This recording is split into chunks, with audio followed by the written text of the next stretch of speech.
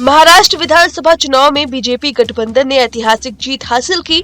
इसको लेकर ज्योतिष पीठाधीश्वर शंकराचार्य स्वामी अविमुक्तेश्वरानंद सरस्वती की प्रतिक्रिया सामने आई है।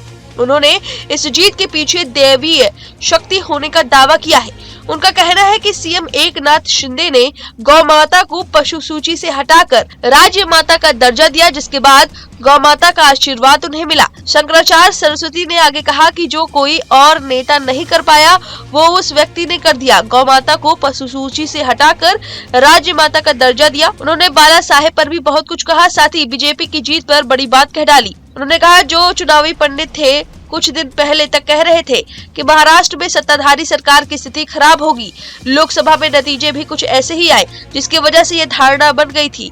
लेकिन विधानसभा चुनाव का परिणाम आया तो सबने देखा कि आज तक किसी पार्टी का या गठबंधन की इतनी बड़ी जीत नहीं हुई जो अब हुई है, क्योंकि यहाँ दैवीय शक्ति काम कर रही थी। आप खुद ही सुनिए कि शंकराचार्य ने क्या कुछ कहा। देखिए, ये गड़बड़ी वाली बात तो अलग है, उसका तो प्रमाण दे करके ही कहा जा सकता है।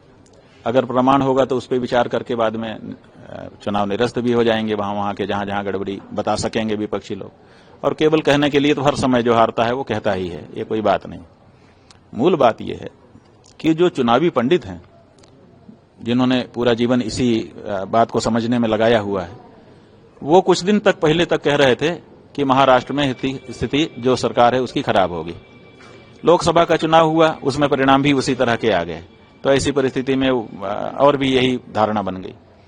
उसके बाद चलता ही रहा, ज्यादा से ज्यादा खींचतान के बराबरी पर मुकाबला लेकर आए कि कुछ भी हो सकता है। लेकिन जब परिणाम आया तो आप देख रहे हैं, आज तक के इतिहास में इतनी बड़ी जीत किसी पार्टी या गठबंधन की नहीं हुई जो अब हो गई। तो ये पता क्यों नहीं चला लोगों को? इसलिए नहीं चला क्योंकि यहां पर दैवी शक्ति काम कर रही थी, और दैवी शक्ति जब काम करती है तो मनुष्य उसका आकलन नहीं कर पाता है।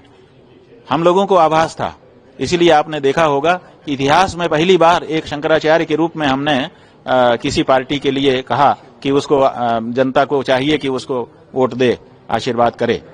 ये क्यों कहा? हम अपनी मर्यादा को भूल रहे थे क्या? नहीं, भूल नहीं रहे थे, लेकिन हम दैवी जो शक्ति है उसका अनुभव कर रहे थे कि ये आशीर्वाद एकनाथ शिंदे को मिल गया, क्योंकि उस व्यक्ति ने धारा से विपरीत जाकर के 78 साल की आजादी के बाद के इतिहास में जो नहीं कोई नेता कर पाया ऐसा काम उस व्यक्ति ने कर दिया। गौ माता को पशु सूची से हटा करके राज्य माता का दर्जा दिया।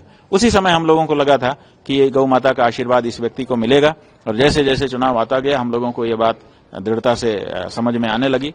तभी हम लोगों ने कहा था, और हमको बड़ी प्रसन्नता है कि गौ माता ने अपने बेटे एकनाथ शिंदे को इस तरह का आशीर्वाद दिया।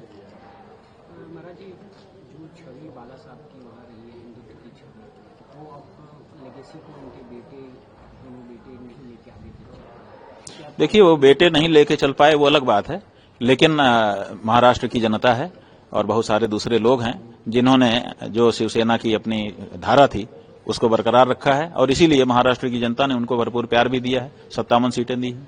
इसका मतलब है कि बाला साहेब का जो विचार था हिंदुत्व के पक्ष में वो आज भी जीवित है। हाँ, उसका नेतृत्व अब उनके बेटे नहीं कर रहे हैं बल्कि उनके शिष्य कर रहे हैं। ये बात है।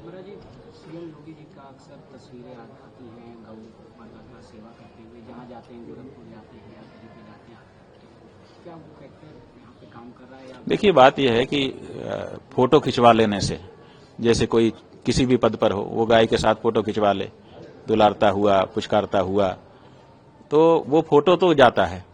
कुछ लोगों पे उसका भी फोटो का भी प्रभाव पड़ जाता है जो वस्तु स्थिति को नहीं जानते हैं। वो फोटो देखते हैं, सोचते हैं कि देखिए गाय के प्रति कितना भाव है इनका, तो वो तो चले जाए। लेकिन आजकल क्या हो गया है कि जागरूकता बढ़ गई है, हर व्यक्ति के हाथ में सूचनाएं आ गई हैं, तो इंटरनेट पे लोग देख लेते हैं, तो डाटा भी देखते हैं कि ये जो प्रदेश का मुख्यमंत्री है ये गाय को प्यार तो कर रहा है, लेकिन इसकी गाय की स्थिति इसके प्रदेश में क्या है। तो जब वो इंटरनेट पे जाते हैं तो देखते हैं कि जितनी गौशालाएं हैं सब जगह बदहाली है, गायें मर रही हैं, उनकी देखरेख नहीं हो रही है, चारा नहीं मिल रहा है, भूसा नहीं मिल रहा है। उसके प्रदेश में जगह जगह कटीले तार लगाए गए हैं जिससे घायल हो रही है, करंट लगाए गए हैं, मारा जा रहा है, पीटा जा रहा है, और डीएम के तहसीलदार के कार्यालय में गायें घुस रही हैं, लोग घुसा दे रहे हैं, माने इस तरह से अपना वो दुख दिखा रहे हैं। और साथ ही साथ जब और डाटा देखते हैं तो पता चलता है कि यहाँ पर तो 50 बूचड़ खाने चल रहे हैं, यहीं से सबसे ज्यादा निर्यात हो रहा है गौ मांस का। तो जब ये सब देखते हैं तो उनको पता चल जाता है कि ये आदमी बड़ा मक्कार है, बड़ा झूठा है, फोटो अलग तरह का खिंचवा रहा है और काम अलग तरह का कर रहा है। तो उनके मन में नफरत फैल जाती है।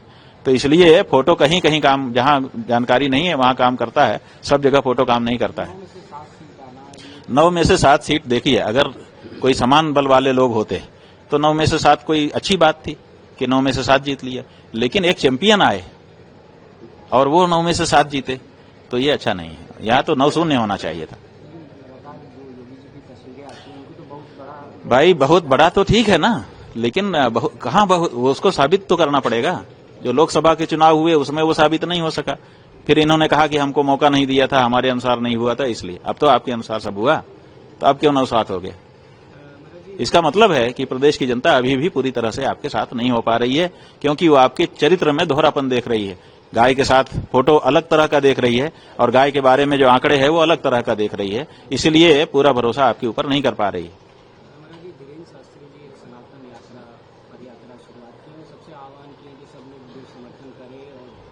ये राजनीति है। देखिए, इधर कहा जा रहा है बटोगे तो कटोगे, तो बटोगे का मतलब कि जातियों में मत बटो, ठीक है? तो जातियों में ना बटे हिंदू जनता, एक मुश्त हमको वोट देती रहे, ये जो यहाँ के नेता की भावना है, उस भावना को जनता के बीच में ले जाने के लिए धीरेन्द्र शास्त्री को मोहरा बनाया गया। इसीलिए वो जो सनातन यात्रा कर रहे हैं, वो नारा क्या लगा रहे हैं? नारा लगा रहे हैं जात पात की करो विदाई और हिंदू हिंदू भाई भाई। तो जात पात की बिटाई करो, माने जात पात से बट रहे हैं। यही तो कह रहे हैं ना कि बटोगे तो कटोगे, तो माने जात पात में मत बटो। दूसरी पार्टियां जो है वो जात पात की राजनीति कर रही हैं, तो वो ये कह रहे हैं कि जात पात में मत बोलो, हिंदू हिंदू रहो ताकि थोक वोट हमको मिले। जात पात में जब बट जाते हो तो कुछ हिंदुओं का वोट हमको मिलता है, कुछ हिंदुओं का वोट उस पार्टी को मिल जाता है। तो ये जो नारा है ये कह रहा है कि आप जो है जात पात में मत बटो, थोक हिंदू वोट हमारी तरफ आने दो। अब इसी बात को पुख्ता करने के लिए वो सड़क पर उतरे हुए हैं। इसका मतलब कि राजनीतिक शक्ति के एजेंट के रूप में वो काम कर रहे हैं। अब वो कह रहे हैं कि जात पात की करो विदाई और हिंदू हिंदू भाई भाई। अब हिंदू में तो जात ही होती है, हिंदू की पहचान क्या है? जैसे ही कहेगा कि आप कौन हो, आप कहेंगे हिंदू। अच्छा, कौन बिरादर हो? ब्राह्मण हो कि क्षत्रिय हो? यहीं से तो अपनी बातचीत शुरू होती है। जब आप कहेंगे हिंदू है, आप कहेंगे कि कौन से हिंदू, माने ब्राह्मण हो कि क्षत्रिय हो, तो आप कहोगे नहीं हम तो हिंदू हैं। आपके ऊपर कोई भरोसा करेगा? बताओ। आप अगर अपनी बहन का विवाह करने गए हो, जिसके घर में गए हो उसके यहाँ जाके पूछोगे क्यों भाई, आप तो हिंदू तो बट नेचुरल हुआ ही है, आप उसे। न्यूज नेशन अब व्हाट्सएप पर खबरों की ताजा अपडेट के लिए न्यूज नेशन के इस QR कोड को स्कैन करें